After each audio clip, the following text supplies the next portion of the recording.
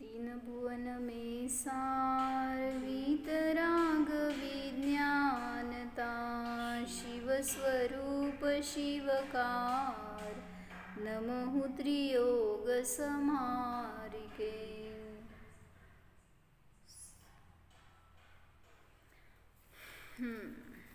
छडालाच्या 5व्या ढालीमध्ये 12 भावनांचं वर्णन चालू होतं. कुठली भावना चालू आहे? निर्जरा भावनाचं कथन झालं होतं. काय सांगितलं होतं? 12 प्रकारचं तप लक्षात आहे. त्याच्यामध्ये अंतरंग तप आणि बहिरंग तप हे निर्जरेचं कारण असतं. मग कुठल्या प्रकारची निर्जरा होणार या तपानी? सकाम आणि अकाम मधली 2 प्रकारची निर्जरा दाखवली ना आपण. सकाम निर्जरा आणि म्हणजे काय असतं माहिती आहे? अकाम निर्जरा म्हणजे त्याचा काय उपयोग नाही तुम्हाला.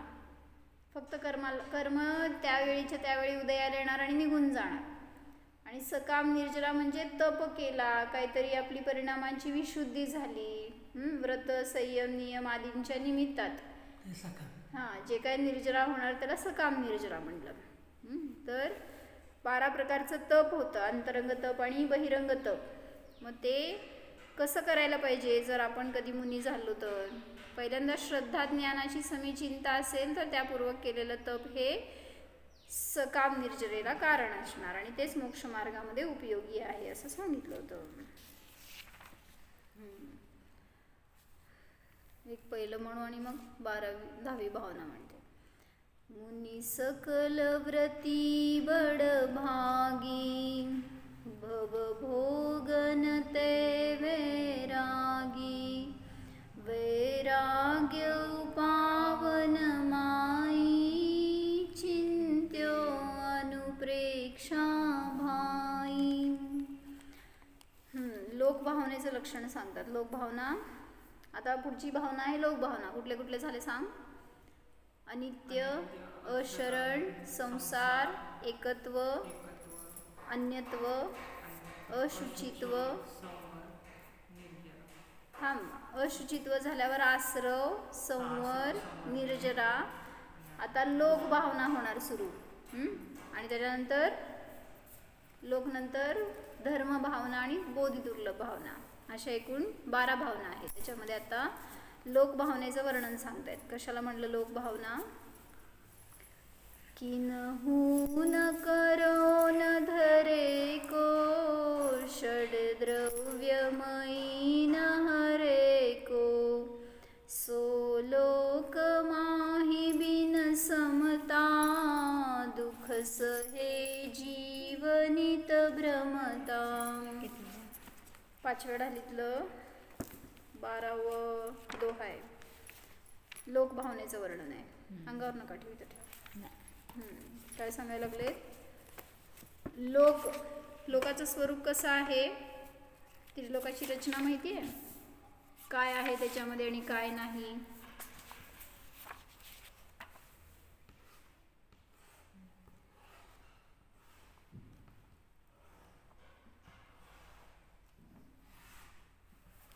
लोकभावना म्हणजे काय?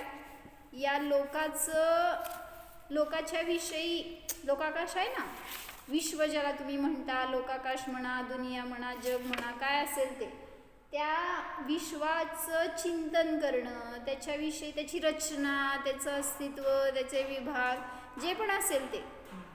जसं संस्थानविषय धर्मध्यानामध्ये काय करता हो? संस्थानाचा विचार आहे त्याच्यात पण. धर्मध्यान आहे एक प्रकारचं संस्थान विषय धर्मध्यान. मग त्याच्यामध्ये पण लोकांच्या आकाराविषयी, संस्थान म्हणजेच आकार, मग आकाराविषयी सगळं चिंतन केलं जातं. का? कारण त्या लोकांमध्ये मी कुठं जाऊन आलो, कुठं नाही आलो, अजून मला बघायचंय, फिरायचे हे भाव असतात ना, तर त्यासाठी त्या भावनेत सांगितलं, त्या ध्यानात सांगितलं काय? प्रत्येक प्रदेशावर जन्ममरण केलंय मी, असं एकही प्रदेश नाही राहिला जिथं मी गेलो नाही. त्यामुळं क्षेत्राच्या अपेक्षेने सगळीकडे जाऊन आलोय मी. फॉरेनला जाऊन आलाय का? अमेरिकेला जायचंय का? चला म्हणणार लगेच यांनी. कुठं जायचंय? ऑस्ट्रेलिया, काय काय असते अजून मला पण माहीत नाही, आफ्रिका, इंडिया, हे काय इंडिया नाही, न्यूझीलंड, इंडोनेशिया, बघा अजून कुठं कुठं जाय, थायलंड, स्वित्झर्लंड. तर तिथं जायचे भाव करताय ना, तर सांगतायत सगळीकडं जाऊन आलोय, कुठं नाही गेलो असं नाही आहे, तिन्ही लोकाला स्पर्श करून आलोय. पण का फिरलो मग एवढं? कारण तिथं सुख शोधलं आहे, सुख माझ्याजवळ, पण त्या लोकामध्ये शोधलं म्हणून सुखी झालो नाही. मग म्हणून आता सिद्ध पण काय केले हो, जेव्हा सिद्ध झाले त्याच्या पूर्वी ते पण सगळीकडे फिरूनच आलेत की, मग आता तिथे जाऊन का विराजमान झाले सिद्धशिलेवर? सिद्धशिलेवर का झाले विराजमान? माहिती आहे ना, सांगितलं काय त्या भजनामध्ये म्हणता तुम्ही, काय झालं ते? लोचन द्वय जिनवर कहे देखा सब संसार, पर दुखमय गतिचार में निज आत्म तत्व ही सार, याते अंतर दृष्टि विराजे जिनवर जल के शांती अपार. माहिती आहे भजन? निरखो अंग अंग, फेमस आहे की. तर ते भगवान काय केले, सगळीकडे पाहिलं त्यांनी डोळ्यांनी, म्हणजे अनेक भवामध्ये अनेक ठिकाणी जाऊन आलो, अनेक क्षेत्र पाहिले, पण कुठं सारभूत काय चीज नाही आहे, म्हणून अंतर्दृष्टी विराजे. म्हणून अंतरंगामध्ये आता मी दृष्टी अशी स्थापन केली आहे की मला आता समोर बसा, समोर बसा, समोर. अंतरदृष्टी विराजे जिनवर झलके शांती अपार. म्हणून सांगतायत की अंतरंगामध्ये आता दृष्टी अशी ठेवली की बाहेर बघायचं काय राहिलं नाही. तर इथं काय सांगायला लागले, लोकभावनेचं वर्णन चाललंय. त्यात सांगतायत काय की किनहू न करो न धरे को, या तीन लोकाला किनहू न करे, किसी ने ही बनाया नहीं है, कोणी केलेलं नाही आहे. हे तीन लोक कसे आहेत? अकृत्रिम आहेत. तीन लोक कुठले?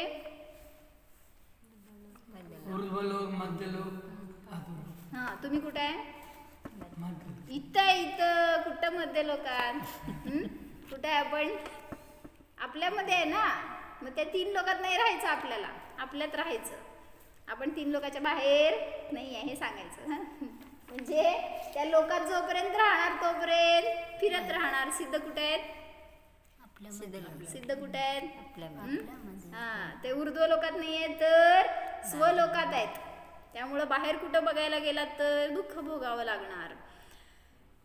तर सांगतायत की हे घ्यायचंय का? घ्या, त्यांना मागं द्यायचं असतं तर. या तीन लोकाला कोणीही केलेलं नाही. किनहू न करो, कोणीही केलेलं नाही, किंवा न धरे को, कोणी धारण केलेलं नाही, कोणी बनवलेलं नाही आणि कोणी धारण केलेलं नाही. म्हणजे काय हो? काय फरक दोन्हीमध्ये? केलेलं म्हणजे कर्ता बुद्धी, आणि न धरे को म्हणजे कोणी धारण केलं नाही, म्हणजे भोगतं कोणी नाही त्याने. नाही, म्हणजे रचयिता कोणी नाही आणि त्याचं पालन करणारा कोणी नाही आहे. धरेको म्हणजे काय? धारण करणारा. जसं तुमच्या घरामध्ये करता धरता म्हणता ना तुम्ही, तसं या तीन लोकाला कोणी करणारा नाहीये किंवा धारणारा नाहीये. म्हणजे विश्व कसं आहे, जर असता तर काय झालं असतं, असं मान्यता आहे अनेकांची. छान, याच्यामध्ये वाचते मी. तर अनेकांनी असं मानलं की ईश्वर हे कसं आहे, या इकडं समोर या तुम्ही, म्हणजे लक्ष राहतं. काय कसं आहे विश्व? त्यांनी मानलं ईश्वराने बनवलेलं आहे, त्यामुळे ईश्वर करता मानतात. मग जर ईश्वर करता असेल तर त्यांना प्रश्न आपण विचारलं, ईश्वराला कोणी बनवलं? कोण बनवलं ईश्वराला? ईश्वराला बनवणारं कोण नाही आहे, मग ह्या विश्वाला बनवणारं का बरं म्हणताय? आणि जर बनवणारा असेल तर नियमाने संपणार ते. जी गोष्ट बनली ती नष्ट होणार आहे. त्यामुळं ज्याला आदी आहे त्याला अंत आहे. मग हे कसं आहे? विश्व अनादी अनंत आहे, म्हणून कोणी तिथं बनवणारा नाही आहे किंवा धारण करणारा नाही.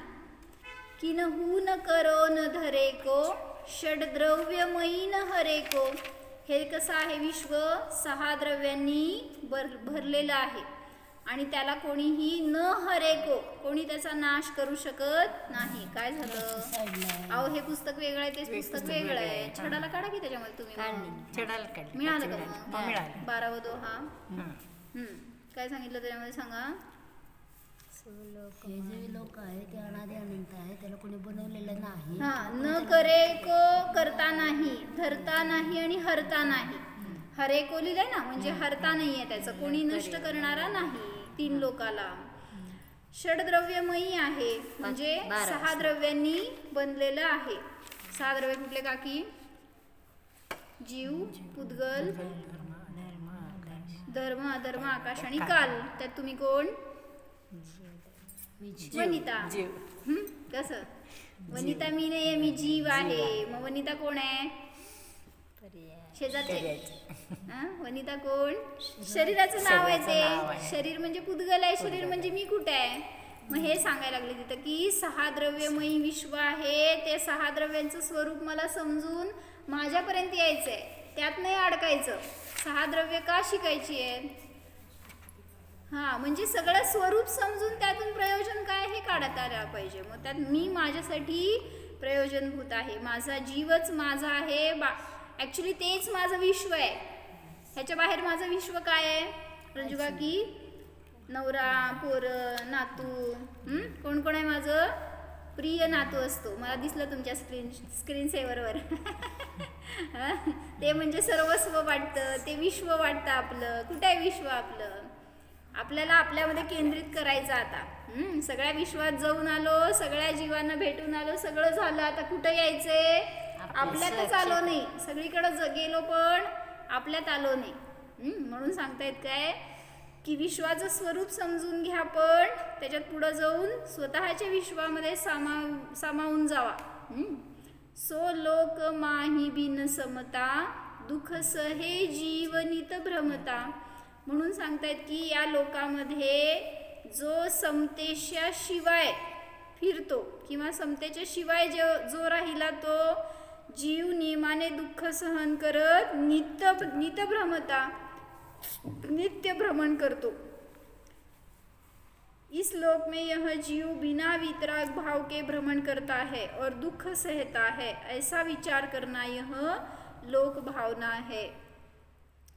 मग पहिल्या ढालीमध्ये पण हेच सांगितलं की 4 गतीत भ्रमण केला म्हणून.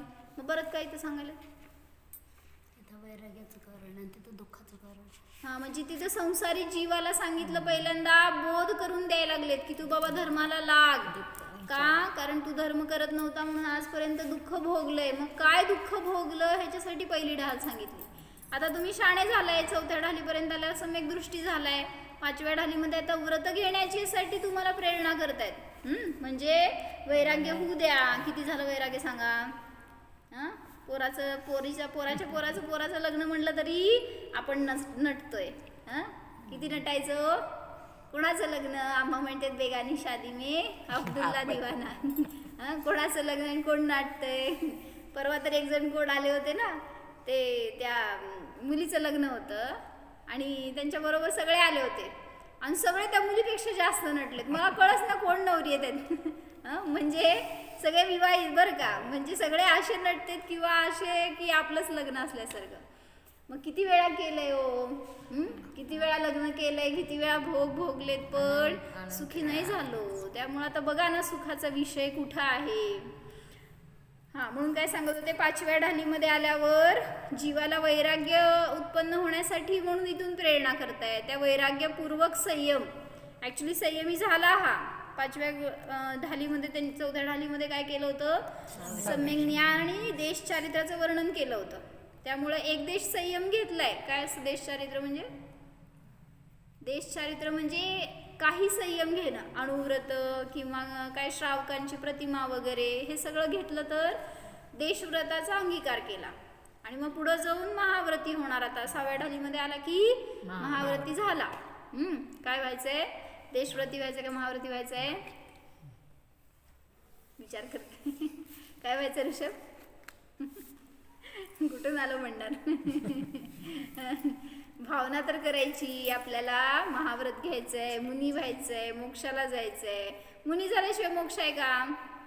आणि मग म्हणून सांगतायत की पुरुषार्थ करा, थोडा थोडा संयम आपण घेतला तर अवघड नाही. मग ह्या वैराग्याच्या भावनेचं चिंतन करण्यासाठी या 12 भावना सांगितल्यात, वैराग्याला दृढ करण्यासाठी. मग त्यामध्ये वेगळ्या वेगळ्या प्रकाराने भावना केल्या. आता लोकभावनेचं वर्णन सांगतायत. लोकभावना म्हणजे यह लोक अनादि है. म्हणजे काय? अनादि म्हणजे अनादि रे भैया. अनंत म्हणजे पुढं, अनादि म्हणजे ज्याला आदि नाही त्याला म्हणलं अनादि. ज्याला सुरुवात नाही तर तो अनादि आहे. म्हणजे कोणी ह्याला आत्ता बनवले, थोड्या काळापूर्वी बनवले असं आहे का? काही वर्षांपूर्वी. जसं म्हणलं समय असतात ना, काय म्हणले, इकडं सरक आणि माझ्याकडे बघ, बाहेर गेलास ना विषय लक्ष राहत नाही. काय म्हणले? समय कधी सुरू झाला? समय काळ म्हणजे असं जर म्हणला की काही काळापूर्वी समय सुरू झालाय, काय वेळ सुरू झाली आहे, तर ती वेळ त्याच्या आधीची वेळ काय होती का? मग म्हणजे जर तुम्ही म्हणला की 1000 वर्षापूर्वी, 1,00,000 वर्षापूर्वी काळ सुरू झालाय असं म्हणलं, तर 1,00,000 वर्षाच्या पूर्वी समय नव्हता का? हो, काळ नव्हता का? मग जर असं तुम्ही कुठं आधी केलात त्याला, तर त्याच्या पूर्वी पण काहीतरी होतं हे सांगावं लागेल. मग इथं तर विश्व कसं आहे? अनादि आहे. म्हणजे त्याला आधी कधीच नाही आहे. जर आधी म्हणलं, काय कुठे आहे आधी? घेऊन यायचं असतं त्याला, तर मग घेऊन ये म्हणलं होतं की सगळ्याला. जर ते आधी असतं ना इथं, तर मग त्याच्या आधी पण कोणतरी आहे असं सिद्ध झालं असतं. पण आधीच्या आधी ऋषभ आहे. म्हणजे विश्वाला आधी नाही, त्याच्या छोट्या भावाचं नाव आधी आहे. तर तो आधी इथं नाही आहे. आपल्याकडं विश्व अनादि आहे हे सांगतायत. म्हणजे त्याला सुरुवात नाहीच. लोक अनादि है, न इसे किसी ने बनाया है और न इसे कोई इसे नष्ट कर सकता है, न कोई इसके भार को वहन कर सकता है. कोणी याला नष्ट का करू शकत नाही? आता प्रलय आल्यावर नष्ट होतं की सगळं? नाही, प्रलय नैसर्गिक. तुमचं आता काय म्हणायचं, पूर आला, काय तुमचं भूकंप झाला, सुनामी आला, समय नाही रे. समयाचं मी उदाहरण दिलं होतं. ह्या 3 लोकांमध्ये प्रलय आल्यावर नाश होणार का नाही? मग म्हणायचं होतं अंत आहे म्हणून. अनंत का म्हणताय तुम्ही?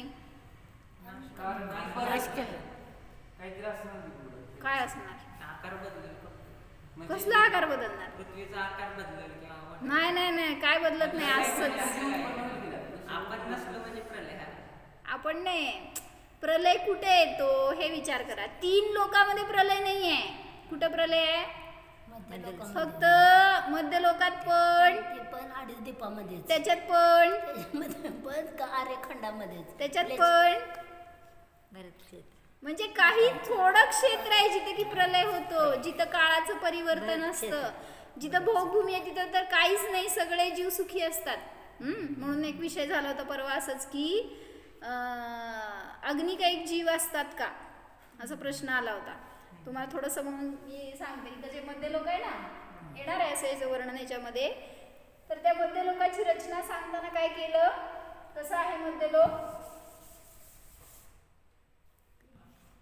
असे द्वीप समुद्र आहेत, माहित आहे? ऐकून तुम्ही कुठे आहे? सगळ्यात बाहेर ना? सगळ्यात आत जम्बूद्वीपात आहे आपण. आणि या जम्बूद्वीपामध्ये एक मेरू पर्वत आहे. आणि इथं तुम्ही आहे भरत क्षेत्रामध्ये, बरं का? तर हे एक द्वीप, एक समुद्र असं करत करत असंख्यात द्वीप समुद्र आहेत शेवटी. तर त्यांनी काय विचारलं की 2.5 द्वीपापर्यंत कोण आहे? मनुष्य जाऊ शकतो. जम्बूद्वीप हे लवण समुद्र, हे धातकी खंड, हे कालवदी समुद्र, हे पुष्करवर द्वीप. मग ह्याच्या अर्ध्या भागापर्यंत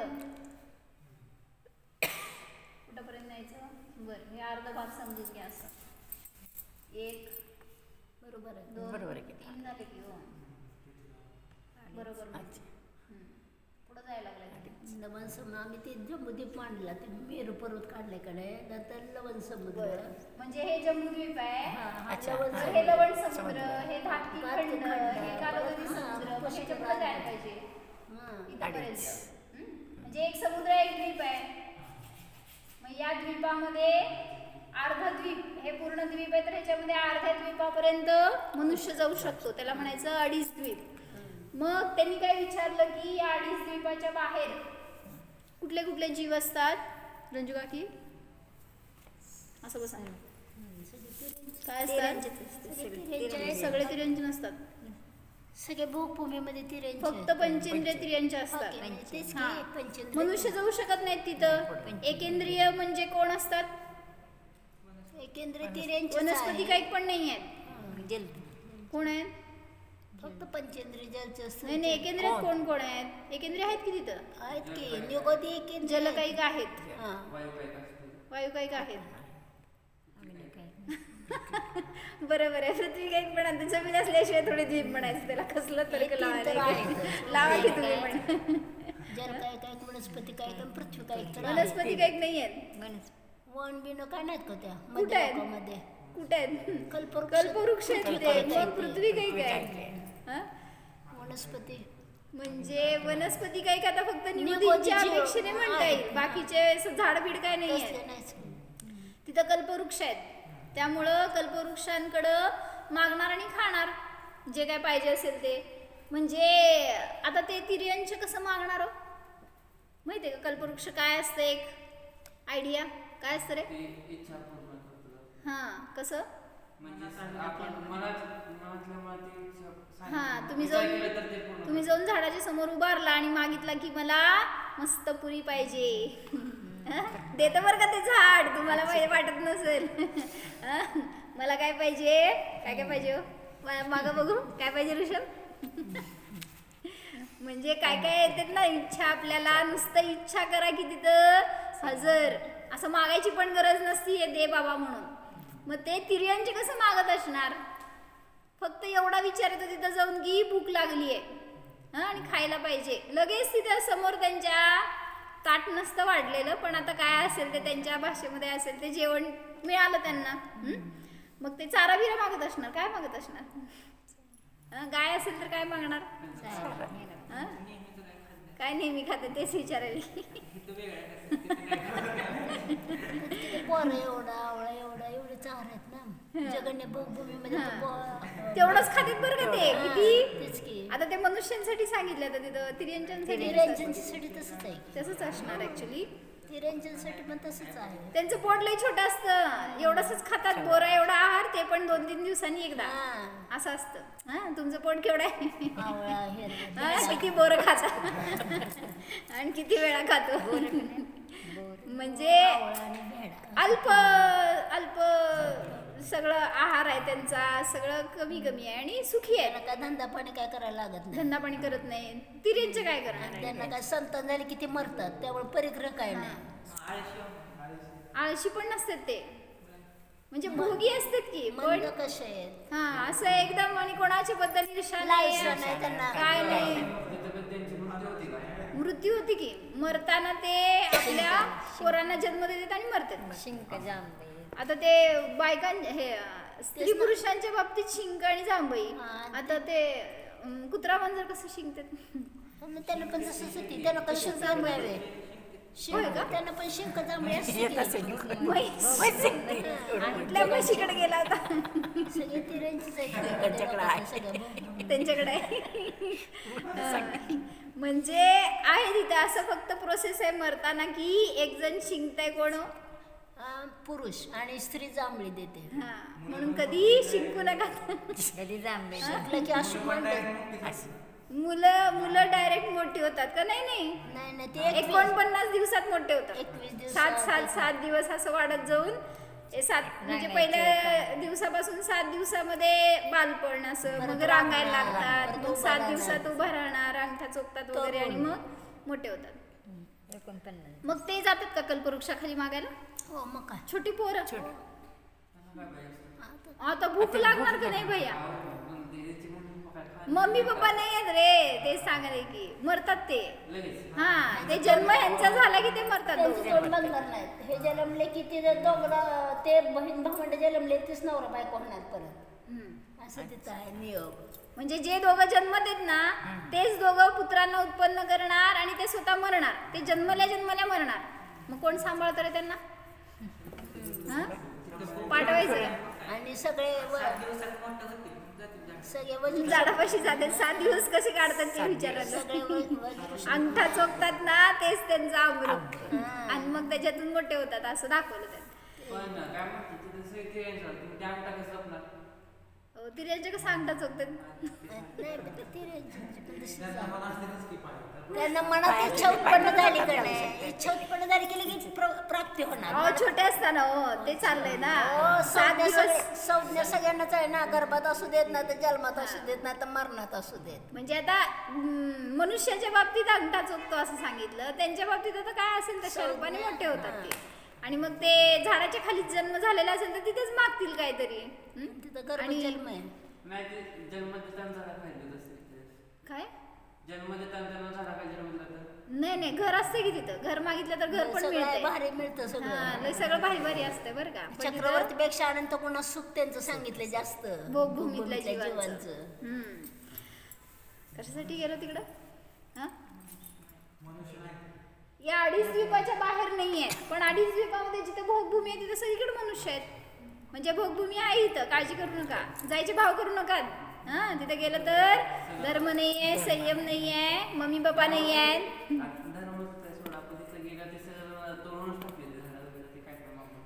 कोण काय करते? जरी पण तिकडे पुढे गेली माणसं तर माणसं म्हणजे माणसाचा विचार वेगळा असतो. होय, हा नाही रे, तिथं नाही. इथं तर फक्त आहेच की, इथं पण आहेत ते, हे सांगायला लागले. इथं आपण 2.5 द्वीपामध्ये मनुष्य आहेत ना, त्या 2.5 द्वीपामध्ये पण कल्पवृक्ष आहेत, नाही असं नाही. तिथं पण मनुष्य आहेत की, जातात मनुष्य तिथं, म्हणजे जन्मतात तिथं मनुष्य पण आहेत, तिर्यांचे पण आहेत. पण 2.5 द्वीपाच्या बाहेर फक्त तिर्यांचे आहेत. कशासाठी सांगत होते मी सगळं? एकेंद्रिय कोण कोण आहेत हे विचारलं मी. या 2.5 द्वीपाच्या बाहेर असंख्यात द्वीप समुद्र आहेत, एक राजू पर्यंत. मग तिथं कुठले कुठले जीव असतात? पंचेंद्रिय तिर्यांचे तर असतात. अजून कोण असतं? पृथ्वी काही काय आहेत, जल काही काय आहेत, वायू काही काय आहेत. पुढं वनस्पती काही नाहीत. कल्पवृक्ष पृथ्वी काही काय आहेत, ते दगडाचं बनलेलं कल्पवृक्ष आहे. असं झाडं पानं नाही आहेत त्याला. रचना अशीच आहे की, पण वनस्पती काही नाही आहेत तर पृथ्वी काही काय ते. हा, असं. आणि अग्निकायिक जीव तिथं कसे असतील सांगा? सूक्ष्म असतील. बादर म्हणजे अशी अग्नी शिजवायचं नाही, काय नाही, लाईट लावायचं नाही. कसली अग्नी असणार?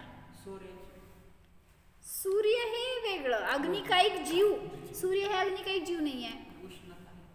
नाही, अग्नी असती का नाही हे प्रश्न आहे आमचा.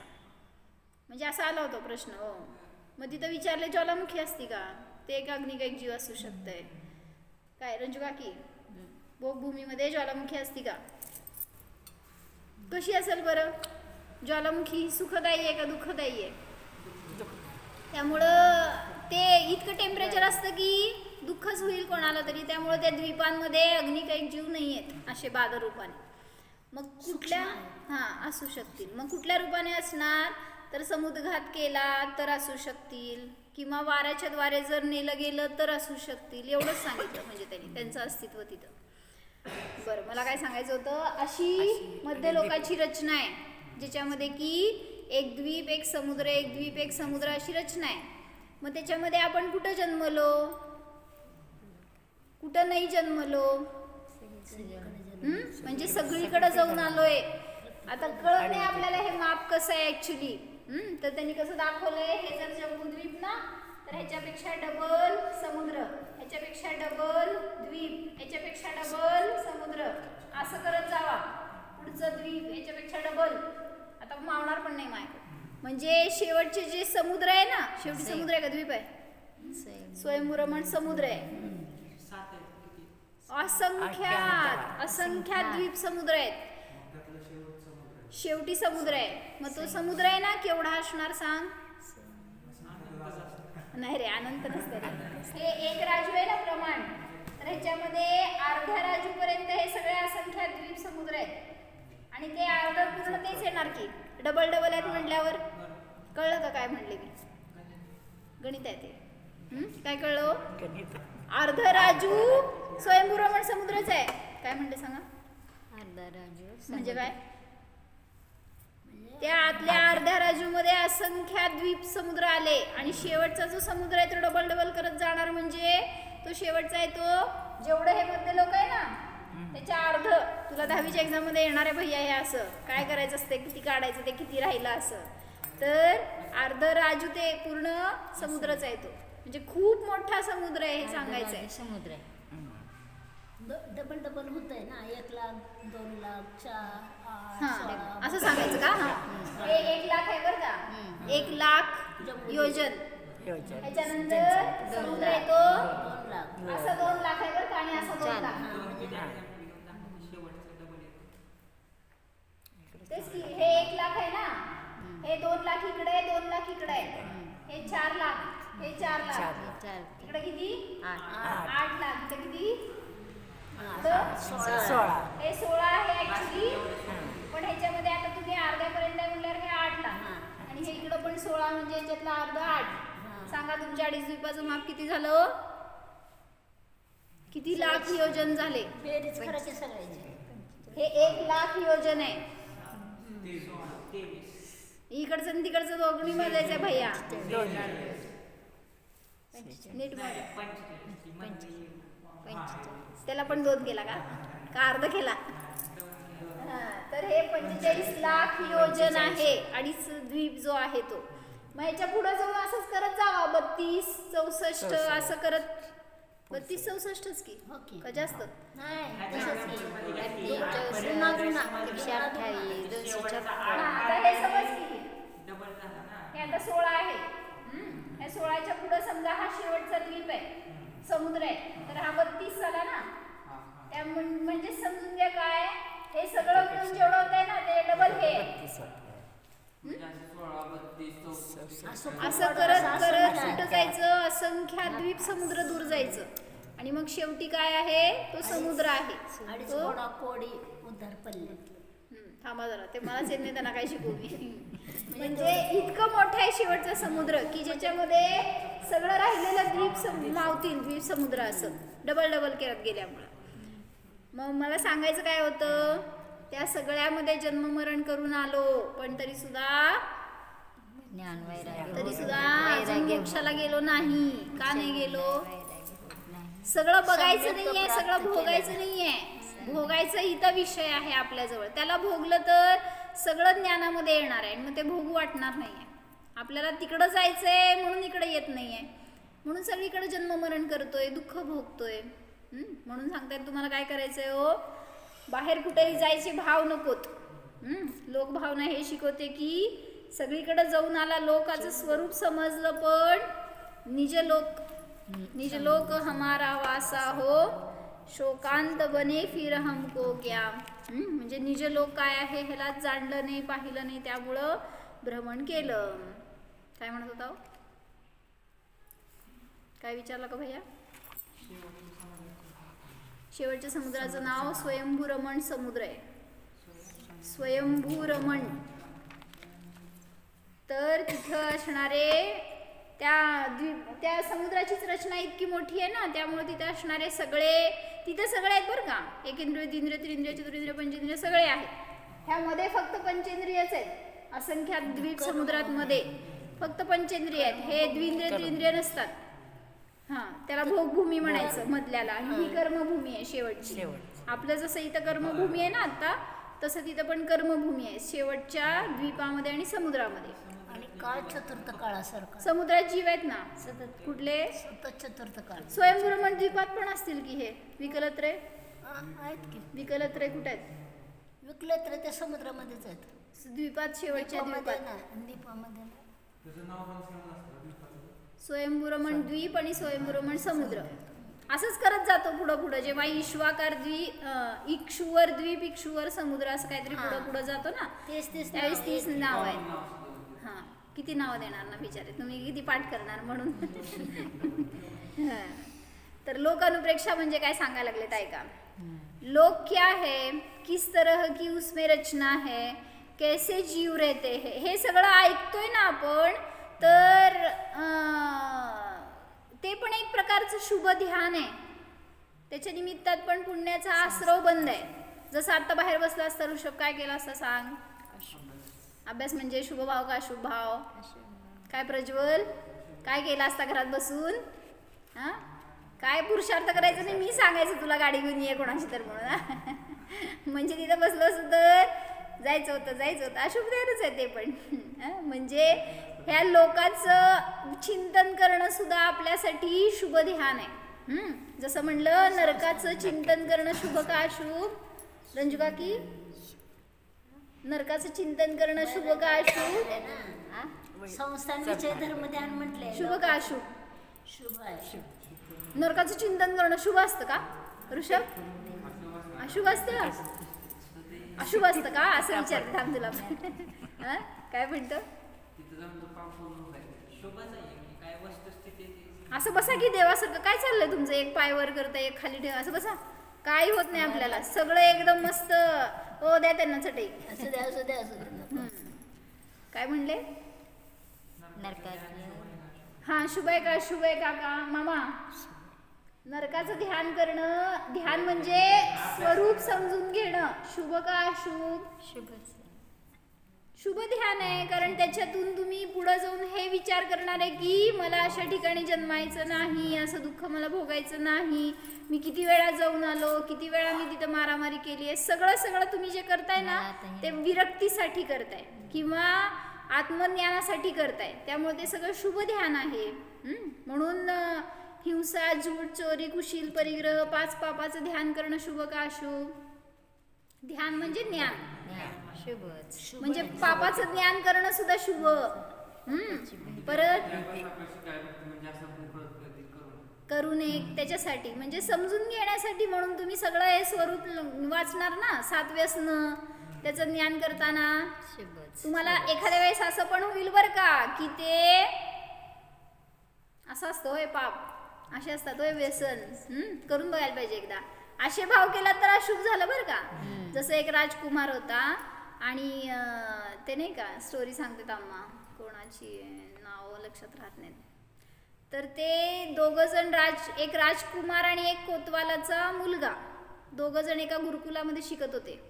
आणि तिथे शिकत असताना त्या गुरुकुलात सर्वांगीण तयार करायचे ते पोरांना. म्हणजे राज्यकलेत पण आणि व्यवहारामध्ये पण, हे अलौकिक ज्ञानामध्ये पण सगळं शिक्षण देत होते रंजुकाकी. आणि काय झालं की तिथं असणारा तो राजकुमार आणि तो कोतवालाचा मुलगा दोघं जण मित्र होते आणि सगळ्या कला शिकवतात ना. त्यामुळं तिथं चोरीची कला पण शिकवत होते. कला इन द सेन्स कसं चोरी करतात चोर, आणि त्यांना कसं पकडायचं ही पण कला शिकवत होते. मग ती कला शिकवली त्यांनी. शिकवल्यावर कोतवालाचा मुलगा असतो, त्याचं कार्य काय, पोलीस कोतवाल म्हणजे, तो म्हणतो की ह्याचा वापर मी लाईफमध्ये करू शकतो. पण राजकुमाराने काय विचार केला, म्हणला मी चोरीची कला शिकलो याच्यातून.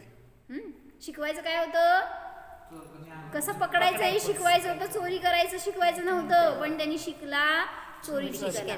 आणि आता शिक्षण पूर्ण झालं ना, ते दोघं जण घरी जात असताना दोघांनी एकमेकांशी, राजकुमारांनी बेट लावली.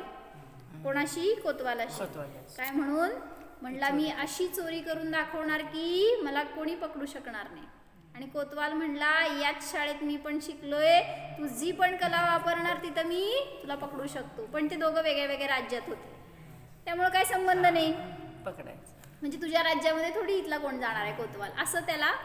आणि मग राजकुमार म्हणाला की मी चॅलेंज देतो की मी चोरी करणार आणि मला कोण पकडू शकणार नाही. आणि हा म्हणतो की जर तू माझ्या ताब्यात आला, माझ्या नगरात आला, तर मी पकडून दाखवणारच तुला, जर असं काय तू केलं असतं. आणि झालं, ते गेले आपल्या आपल्या राज्यामध्ये, आपलं आपलं चालू आहे त्यांचं. काय अनेक वर्ष गेली मध्ये, अनेक वर्ष गेली. आता हा राजकुमार राजा झाला होता, त्याचे वडील गेले आणि तो राजा झाला. आणि हा कोतवालाचा मुलगा, त्याचे वडील गेले आणि हा कोतवाल झाला. हा काय करतोय, राजा, राज्यकारभार करतोय. एकदम काय म्हणायचं, वेल सेटल्ड राजा होता तो. काय नाही, त्याच्याकडे भरपूर सत्ता होती, लोक होते, ऐश्वर होतं, सगळं होतं, पण डोक्यात विचार होता काय, चोरी करायची, कला आपली दाखवायची आहे. आणि खरंच चोरी करायला अनेक दिवस तो चोरी करायचा, पण कोणाला मिळायचाच नाही, कोण करायचं हे पण कळत नव्हतं.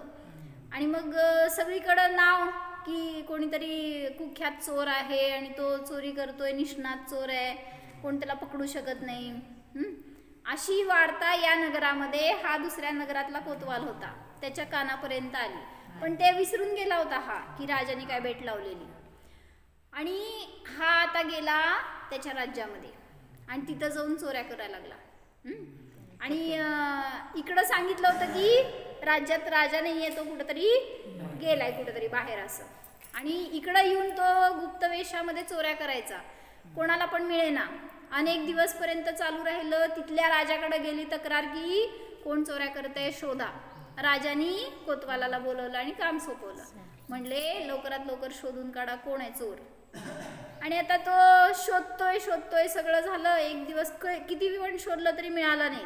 शोभा काकी कोण, तेच की राजाचा तो राजपुत्र चोर झालेला. हा, चोर मिळाला नाही. म्हटल्यावर एक दिवस तो काय म्हणायचं, राजानी टाइम दिलं त्यांना, तुम्ही मला 24 तासामध्ये चोर शोधून द्या, नाही तर तुमची नोकरी गेली, तुम्हाला मृत्यूदंड, असलं काहीतरी. आणि मग आता काय म्हणायचं, युद्ध पातळीवर त्या चोराला शोधायचं काम सुरू झालं. आणि सगळीकडे शोधाशोध केली पण मिळाला नाही. आता हा दमला होता आणि फिरत त्या रस्त्यावर उभा होता. कोण, कोतवाल. आणि तो विचार करतोय की हाय कसला चोर हा आणि काय करतोय नक्की, कुठेतरी असणार, काहीतरी त्याचं क्लू मिळालाच पाहिजे. आणि हे तो सगळं बोलत असताना तिथे एक भिकारी बसला होता रस्त्यावर. आणि त्याचं लक्ष जातं, म्हणजे तो आपली कला आठवतोय बरं का, जे काही शिकला होता ना तो शाळेमध्ये, तर ते आठवतोय की जर हा चोर रूपामध्ये दिसत नाहीये तर म्हणजे नियमाने वेश बदलून कुठेतरी बसला असणार, फिरत असणार. आणि मग इकडं तिकडं नजर टाकताना तो भिकारी म्हणतो कोणाला शोधताय. मग तो म्हणला मी चोराला शोधतोय.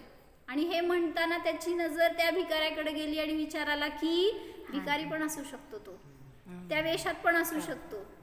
आणि त्यांनी त्याला पकडलं आणि म्हणला की तूच चोर आहेस. कशाला तोंड घालायला गेलं वाटलं असेल का त्याला. आणि खरंच तो चोर होता बरं का. आणि त्या भिकाऱ्याला ओढत घेऊन गेला. म्हणला माझं काय दोष आहे, मला का पकडताय तुम्ही. आणि त्यांनी नेऊन राजाच्या समोर उभा केलं आणि सांगितलं की हाच चोर आहे. मग भिकारी म्हणतो मी कशा चोर असू शकतो, मी तर भिकारी आहे, मग मी भिकारी असतो का जर चोरी केली असती तर. मग त्या कोतवालाने सांगितलं की मी विद्या शिकलोय, जर तो चोरी करत असतो तर चोर म्हणून कधीच राहणार नाही, एखादा धनाढ्य म्हणून पण राहणार नाही, न समजण्याच्या वेशातच राहणार. मी 100% सांगतो हाच असणार आहे चोर. मग आपलं तो दोघांचं चाललंय. आता हा नाही म्हणतोय, हा हो म्हणतोय. राजा काय करायचं, राजा म्हटला की खरं सांगा काय असेल ते त्या भिकारीला. मग भिकारी म्हणला मला अभयदान देणार असेल तर मी सांगतो. आणि मग चोरांनी पहिल्यांदा कोतवालांनी सांगितलं, म्हटला की मी विद्या शिकलो ना जेव्हा, त्यावेळेस तिथं हे पण सांगितलं होतं लोकांनी, म्हणजे माझ्या एका मित्रांनी सांगितलं होतं, तो राजा होता. मग कोण राजा, कुठला राजा, हे सगळं निघाल्यावर ह्या राजाचा तो राजा मित्र होता आणि तोच राजा समोर उभारला होता ॲक्च्युली भिकारीच्या वेशात. मग तो म्हणाला की त्या राज्यात तो राजा नाही आहे हे मला कळालंय, कोतवाल म्हणाला. मग या राजाने लगेच दूत पाठवलं आणि कन्फर्म केलं कुठं आहे तो. तर तिथल्या प्रजेनी सांगितलं नाही आहे, तो फार दिवस झालं कुठंतरी बाहेर गेलाय. आणि मग आता म्हणून हा कोतवाल काय म्हणतोय हाच चोर आहे. आणि मग त्या राजाला विचारलं या राजाने चोराला, म्हटले खरं काय ते सांग, नाहीतर तुला दंड देईल. मग तो म्हणाला की मला अभयदान द्या तर मी सांगतो. आणि मग दिलं म्हणलं अभयदान. रंजू काकी काय झालं, अभयदान म्हणजे काय असतं, माफ, तुला माफ, तुला काय मी मृत्यूदंड वगैरे देणार नाही. हा जीवदान. होय, तुलाच राजा करू, थांब तिथं.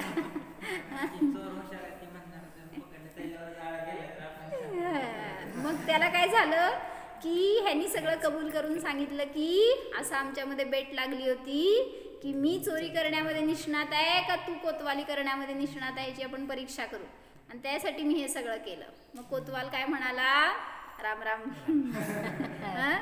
केला ते चोरी असं कधी आयुष्यामध्ये करायला जाऊ नकोस. आणि मग आता त्याला अभयदान दिलं होतं, त्यामुळं राजाला त्याच्या नगरामध्ये सांगितलं तू तिथे जाऊन राज्य कर. तर त्या राजाने जाताना या कोतवालाला म्हणलं तू माझ्या राज्यामध्ये चल आणि कोतवाली कर. कारण तुझ्यासारखा निष्णात कोतवाल माझ्याकडे नाही आहे. चोर पण तो चोराची पण कला त्याच्यामध्ये आणि त्या कोतवालाला परीक्षणाची पण कला त्याच्यामध्ये होती राजामध्ये. त्यामुळे राजा म्हणाला त्या कोतवालाला तू चल आणि माझ्याकडे नोकरी कर. तर आज त्या कोतवालाला वैराग्य झालं माहिती का.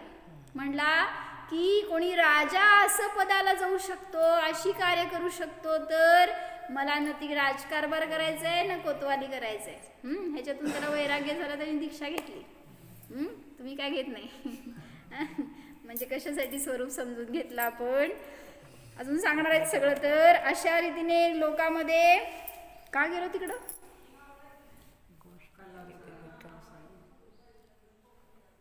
का गोष्ट सांगितली मी.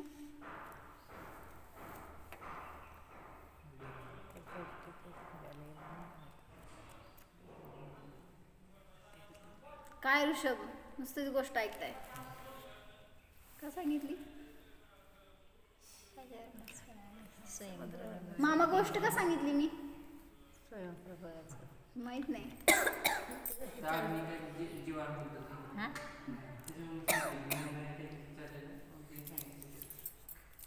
नरकाचं कारण काय, नरकाचं का चिंतन करायचं, नरकाचं का चिंतन करायचं चाललं होतं. तेच नरकातला आपण नरकातले भाव शुभ शुभ हे सांगत होते मी की 5 पापाचं स्वरूप समजल्यावर कोणी तेच की 5 पापाचं स्वरूप मी सांगितलं इथून. तर तुम्ही शिकला काय हो. 5 पाप करायला शिकला तर नरकातच जाणार, म्हणजे अशुभ ध्यान केलात तुम्ही. आणि त्यात 5 पापाचं स्वरूप सांगितलं कशासाठी, त्याच्यातून सुटण्यासाठी. पण मी ते न विचार करता उलटाच विचार केला तर चूक कोणाची, वक्त्याची नाही. तुम्ही ग्रहण केला म्हणल्यावर तुमची चूक. म्हणून ते शुभ ध्यान आहे का अशुभ ध्यान आहे हे आपल्याला कळणार जर त्यातून काय ग्रहण केलं हे समजलं तर. म्हणून जे पण येणार ना वस्तुव्यवस्थेचं वर्णन, त्या लोकाची रचना, त्यातून पण आपल्याला हेच समजून घ्यायचं की किती सुंदर भोगभूमी आहे, किती सुंदर रचना आहे, तिथे जाऊन यायला पाहिजे. असं भाव केला तर अशुभ ध्यानच झालं. कुठं जाण्याचे परिणाम नको, काय भोगण्याचे भाव नको. सगळं भोगून झालंय आता मला त्याच्यापासून वैराग्य व्हायला पाहिजे हे भाव करा. तर काय होणार, सगळ्या चक्रातून आपण सुटणार, म्हणून जाणार.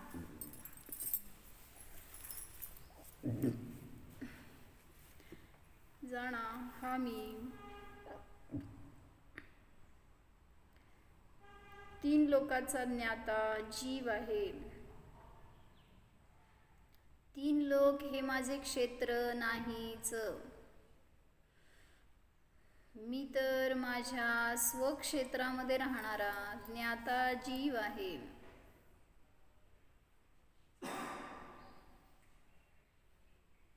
भ्रमण करणे हा माझा स्वभाव नाहीच. मी तर स्थिर स्वभावी जीव आहे.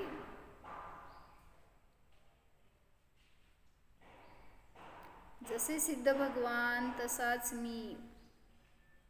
अनुभव करा, कोणतेही शरीर म्हणजे माझे स्वरूप नाही. सर्व पर्यायांच्या अतीत, अस्पर्शी ध्रुव जाणा. निर्गती स्वरूपोहम, ध्रुव स्वरूपोहम, सिद्धोहम.